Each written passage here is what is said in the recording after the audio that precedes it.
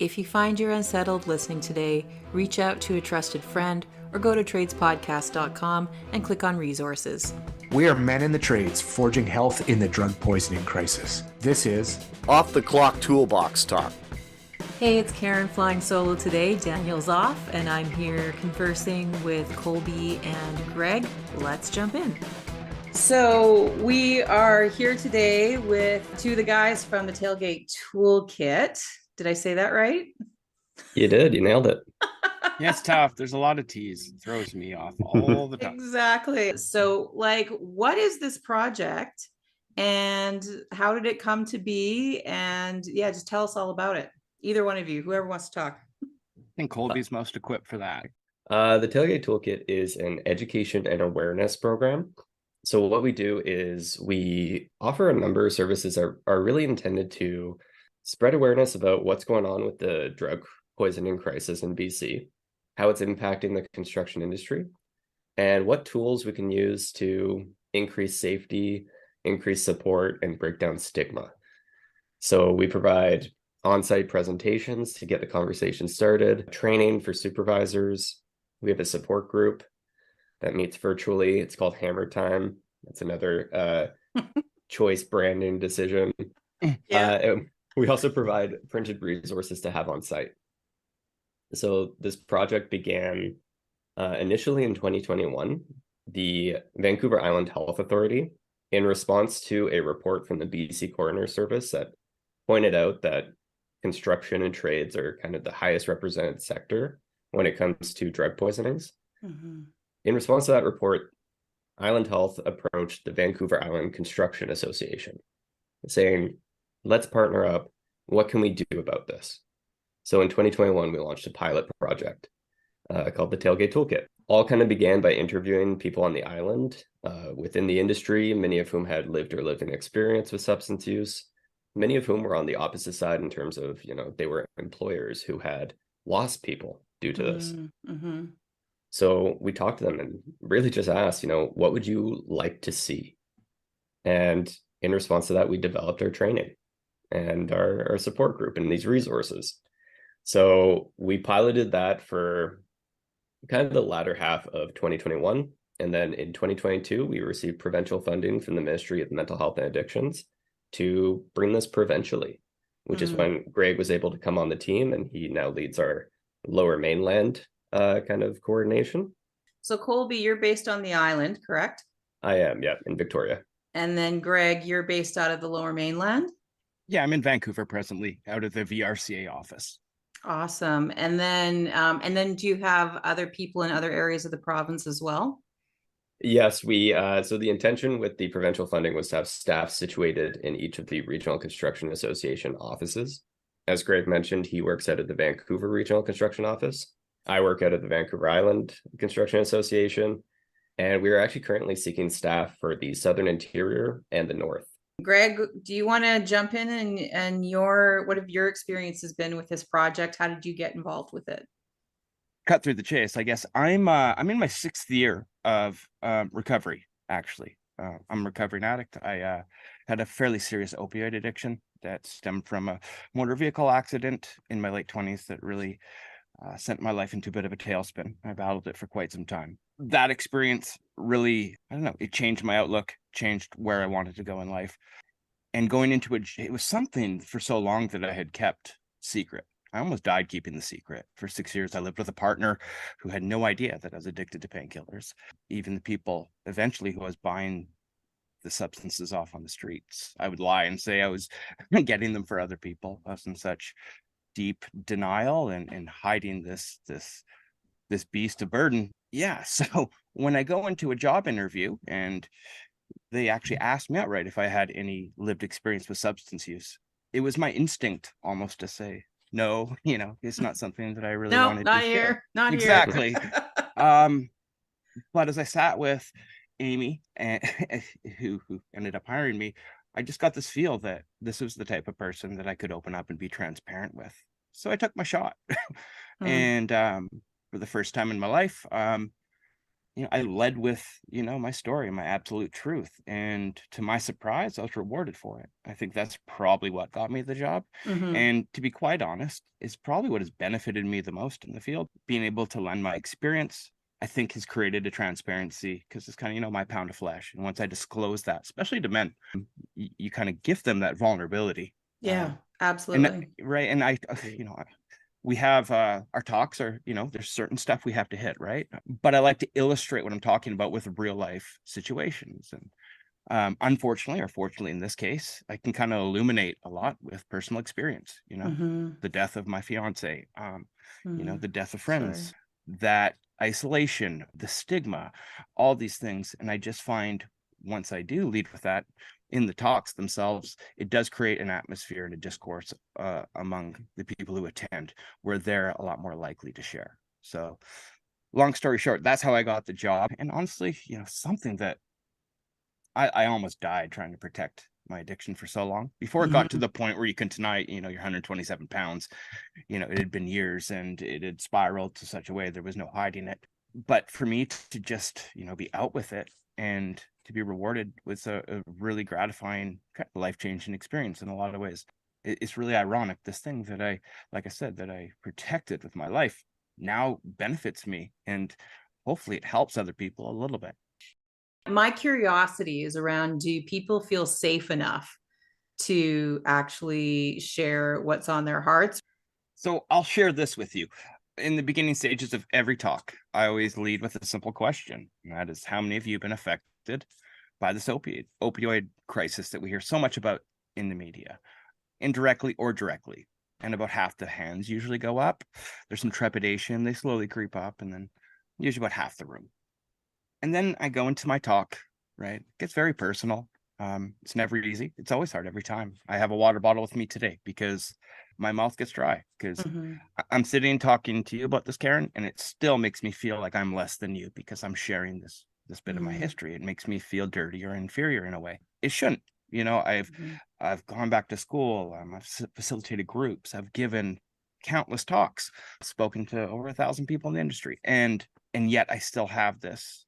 So I can only imagine how hard it would be for a guy who's not trained in this field, working Mm-hmm. 40 hours a week, to go to his employer and say, Mm-hmm. hey, like, I'm struggling, like I have a problem, fear of losing their job, fear of repercussions. And at the end of the 45-minute talk, it happens every talk, the room will slowly clear out. However, there'll be a couple scragglers, 2, 3, 4, sometimes 5, sometimes just one. And they wait until I'm about to leave, and then they come up and talk to me. Yeah, because it's And safer then, way they're safer. safer, Yeah. absolutely. And they'll talk about themselves, their struggles, or their partner, or a roommate, a brother. I can't tell you how many times I've heard the same story about, someone I know and love was doing so well. They had a drug issue, and for a year they were, in recovery and doing well. Everything was going so great, and they had one bad day, and they went out, used, no tolerance, and now they're no longer with us, again and again and again. Mm-hmm. So I noticed this pattern. And now to go back to the beginning of the talk where I ask everyone to raise their hands, I started noticing the people who weren't raising their hands, that half of the room, those 4 or 5 people who came to talk to me after the meetings were Mm-hmm. always from that group that didn't initially raise their hands. Mm-hmm. And I don't know how else you can better articulate the effect of the program than that. If you want to quantify the results, the fact that these people couldn't even put up their hands in a room are Yeah. comfortable enough after 45 minutes to disclose like really deep, heartfelt vulnerability. And that's such a compliment to the program that Colby helped build, Mm-hmm. played a big part in, and the program that I get to facilitate. We wouldn't have any presentations if there weren't leaders who are out there in the industry who want to take this on, who acknowledge that this is a real issue that's impacting the workforce, that understand that ultimately our goal is safety, right? And we do that through education. We do that by breaking down stigma and opening up these conversations and providing some tools to just increase safety, and that's ultimately our goal. Now, the truth is, of course, we've gotten pushback. There are companies who will immediately tell you that it's not a problem on their work site. that their staff are always fit for duty, and they always make sure they are. But no employer can know that for sure. And we understand that there's such a range of ways in which people are using recreationally, whether it's someone experiencing substance use disorder. You can't know, and the risk is still very high. We have a training program that's specifically for leadership, and we actually provide incentives to get people into that program. It's accredited, so we offer residential building points, we offer gold seal credits, and it's amazing how many people come through. And you do get a variety. You get people who understand that this is an issue, want the skills to address it, want to support their team. And then you get a mixture of folks who are there for the credits, or their boss signed them up for this. But it is always amazing to see the progress from day one to the end of the course. Mm-hmm. I've had people who come in and they're like, oh, my boss signed me up because I must be firing too many people. Mm-hmm. That that one comment says so much right there Yeah. about what's actually going on. And it's not that anybody's bad in the situation, it's that we don't have the tools, we don't even have the language, we don't have the concepts to be able to Exactly. navigate the situation.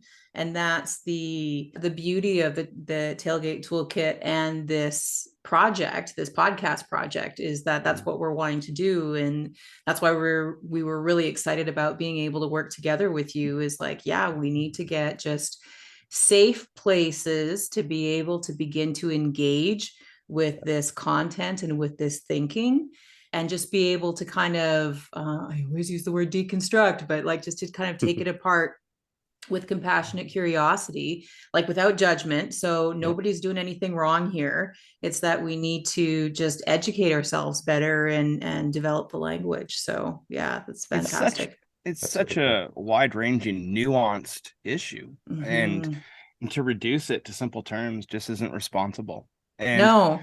and people want to be able to do that, and when they can't, they get frustrated. So it's easier to put their head in the sands at times.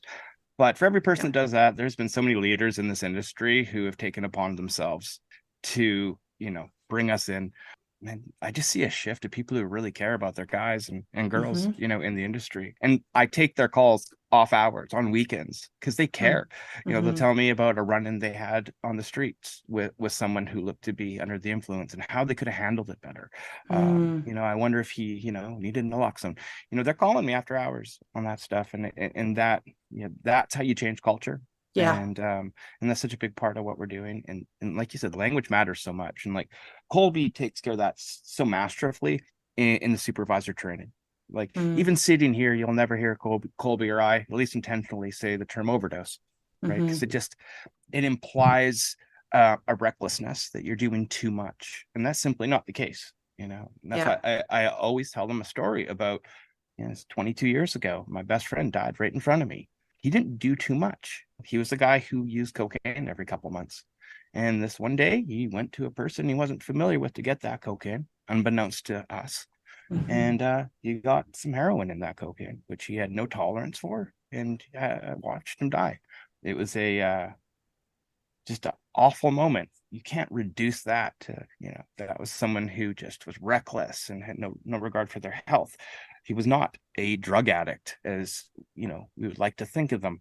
And the stock footage that we see every night on the news of the prototypical drug addict, that same person nodding off in the streets, that is not what the majority of people who are suffering right now look like. Yeah, in fact, they just released some new information this last week. Dr. Bonnie Henry did, about the fact that it's actually quite a low percentage comparatively of where the overdoses are happening. So most are not happening on the streets in the downtown east side. Yeah, I think it was Lisa Lapointe had a great quote that was simply, the downtown east side is not the face of this crisis. Yeah. And there needs to be a change in how we present what is happening, because it's not someone who's unhoused. When we look at the losses that we're seeing, it's predominantly men, many of whom are working in trades. It's the largest represented sector. The majority live in the private residence and are using alone. Yeah, this is the mental health crisis of our time. But until we start having the conversations, where people can speak openly about that brokenness that they're feeling, I know in my addiction, I could best describe it now as the pursuit of nothingness. My life did become strictly the pursuit and consumption of substances. And once I consumed, I could enjoy that for 10 minutes because I didn't have to feel the guilt about the fact that my values and my actions no longer aligned, that I was now a dishonest person who was doing things I never thought I would do to supply, my dependence. The clock would start running again because I know after that 10 minutes or 20 minutes of nothingness, I'm on the clock again and I need to feed that habit. And I think something that we miss because we only get the fatality numbers is the amount of people, second and third hand, the exponentiality of this crisis, right? Because for every person affected, there are so many lives, every life that they touch, right? Anyone that is close to them, their life is diminished in some capacity because of that.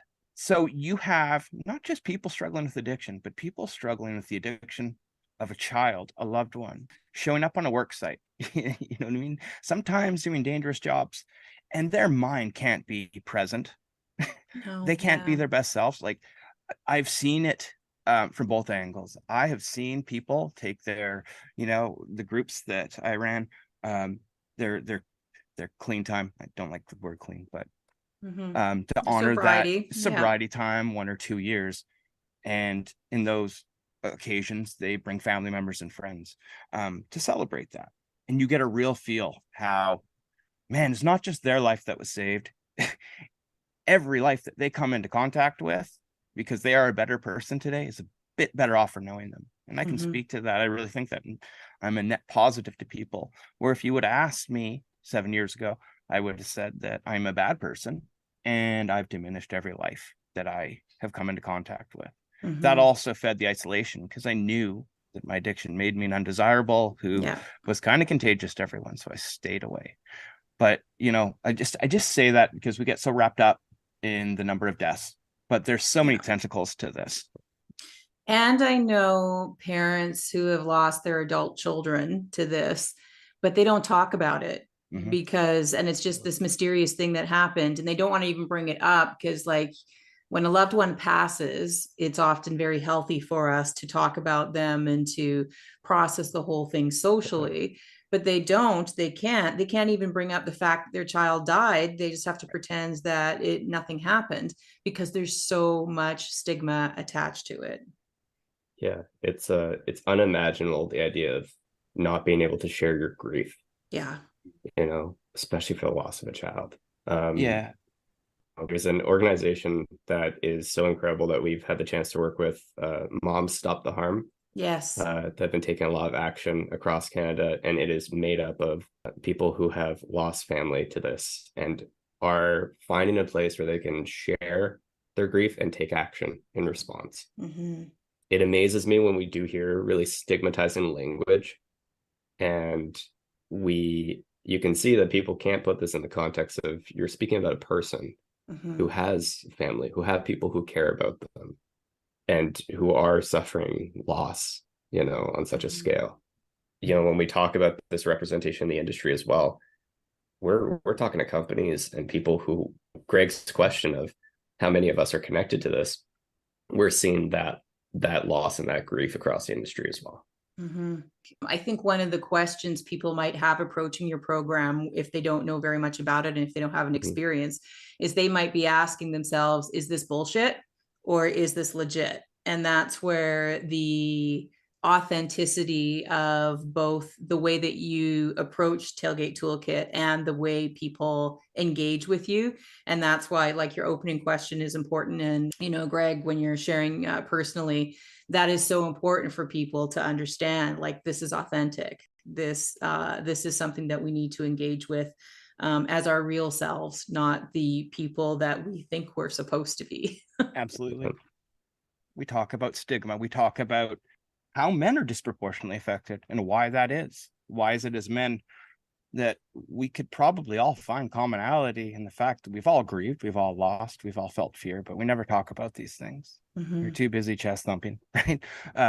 Something it's true though. And it's always been that way. And the measure of a man is how much you can internalize. Yeah, Yeah. that is true. I would say it's also probably connected to the just pressures to continually perform, continually earn, continually be busy as well. Like there's no slack. Absolutely. Yeah. I mean, capitalism hasn't become any kinder as of late, and that's creating, I'll be honest, a lot of people feel like fucking failures, Yeah. right? Because we have this, this golden carrot or whatever that we're all chasing, and we feel like failures if we don't grab that brass ring, so to speak. And the fact is, not many people are reaching up to grab that ring these days, so we need to start redefining what success is. Yeah. Because something's going on. We're more aware of mental health issues than we've ever been. Yet more people are dealing with mental health crisis today than ever. I just really want to quickly kind of summarize some of those main points of the Toolbox talks. We do talk about the stats. We talk about the impact on the industry, what is happening with the drug poisoning crisis. And we talk about why is this happening? Great point about, the overrepresentation of men. We do see this expectation of toughness and masculinity that prevents people from being vulnerable and asking for help. The work hard, play hard aesthetic that's been championed within the industry. Exactly. The truth is that there is as much as sometimes we don't like to talk about it, it's an open secret in the industry that we've had a long legacy with substance use, cocaine being quite prevalent, so we try to kind of break down these many things that contribute, such as physical pain, injury, exhaustion, isolation, and that financial stress and hardship as well when your income is tied to your physical performance. What happens when you do start to experience pain? Yeah. You can't take time. You have to medicate. Yeah. If you're experiencing emotional hardship, it's the same thing. So we try to break that down. We open up that conversation to the group, and these are not surprises. Everyone offers these suggestions because we know that this is happening. We do talk about how you can use in a safer way, but it is far from the entirety of the talk. It's actually relatively brief, but we understand and we talk about the range of experiences with substance use. Not everyone who uses does experience addiction, and we can't just narrow the conversation down to that when we are all at risk. Something that I often talk about for people who are resistant to this idea of harm reduction is we have to understand that we don't have the luxury of time. There used to be a process where you could work with somebody through those stages of change, get them the supports, slowly build up a network to get them over that first hurdle.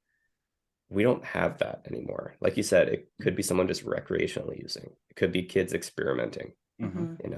This is harm reduction is kind of the base level of safety that we can offer. So we try to promote that in the talks. There are things that we can do to increase safety. It's not perfect. It's harm reduction, not harm removal. And we provide brochures for the worksite that show, in your area, what are some services for mental health, for pain, for recovery and treatment, and for harm reduction. We have to talk about human rights and workers' rights. And it's something that's very challenging for many employers to kind of to factor in when they also have obligations to safety.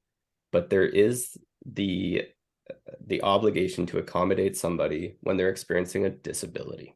And it's important to recognize that substance use disorder, addiction, is a protected disability. So something we try to do in the talks is we let folks know that if you are experiencing addiction, you do have a right to some accommodation so that you can receive support. You can go to your employer and disclose that you're having issues with substance use. They can't fire you for that.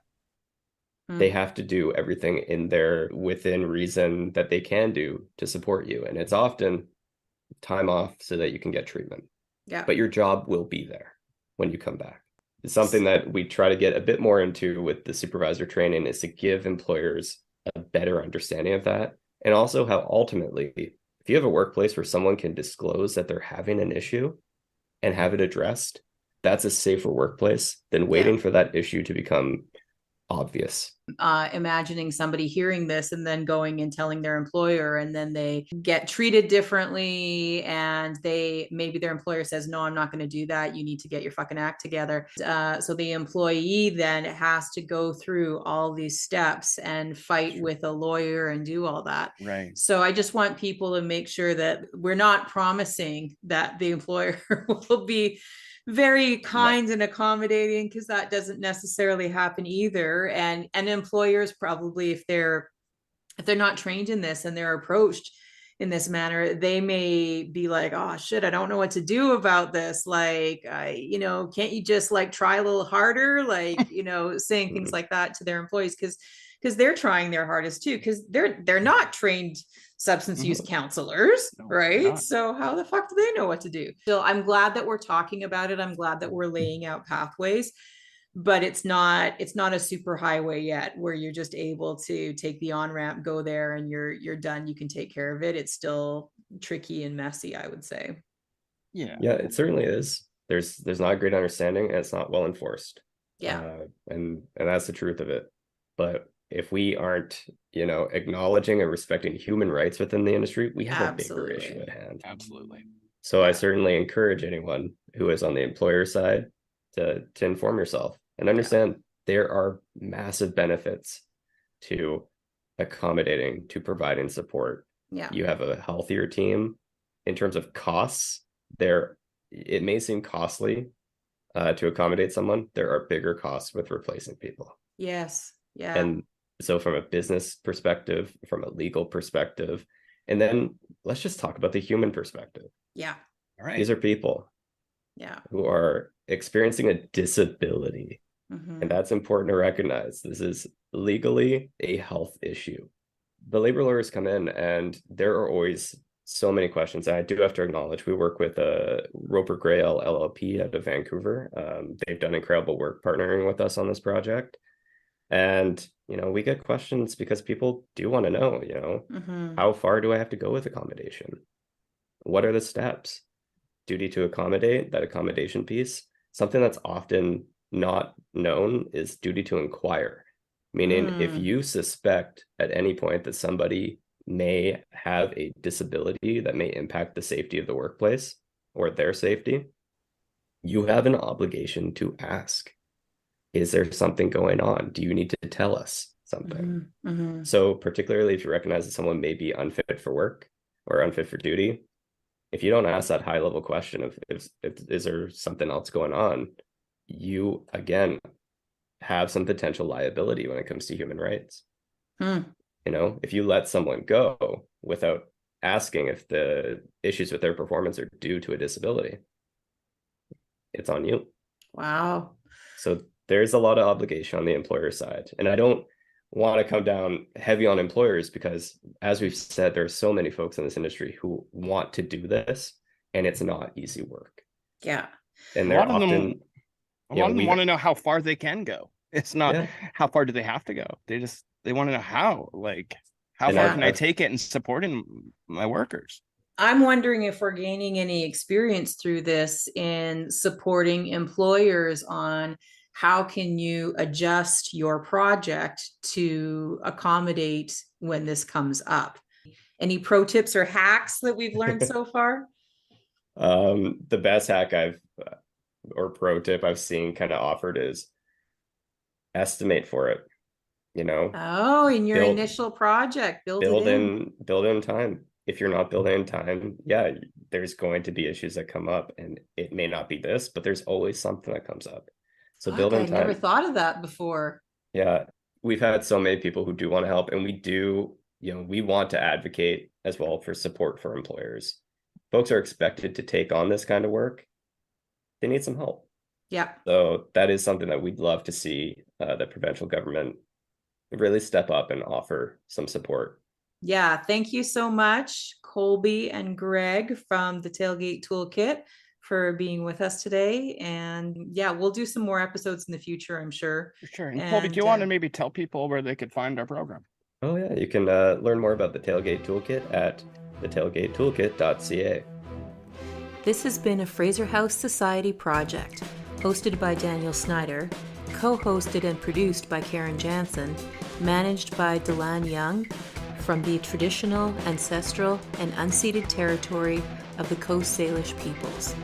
Production of this material has been made in part through a financial contribution of Health Canada. The views expressed herein do not necessarily reflect the views of Health Canada or Fraser House Society. The content of this podcast is conversation between people with living experience and should not be taken as professional advice. Help save lives! Go to tradespodcast.com to find tools and tips to promote the podcast on your site with minimal stressors. Like us on socials, Instagram at offtheclock.toolboxtalk. Send us constructive feedback in any form you'd like, tradespodcast@gmail.com. Help us, help you.